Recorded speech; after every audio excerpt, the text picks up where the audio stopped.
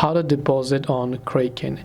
Now if you want to deposit funds into your Kraken account, now maybe it is a crypto that you're trying to deposit from other wallet, or maybe you're trying to deposit fiat currency. Based on what you want, you can simply launch the Kraken app, and all you have to do is just make sure to sign into your account. Once you sign into your account, what you have to do is tap on the account icon located at the bottom right corner, and again this is the interface you will see. From here, what you have to do is, first of all, you want to simply come here to the portfolio tab. Once you come to the portfolio tab, you can see the deposit option. So when you tap on deposit, if you have not yet first of all verified your identity, make sure to verify it. If you want to deposit crypto, you can simply select the type of deposit you want and copy the wallet address to deposit it. Or if you want to deposit fiat currency, you should be able to link your payment methods from this page and then basically go ahead and then deposit your fiat currency as well.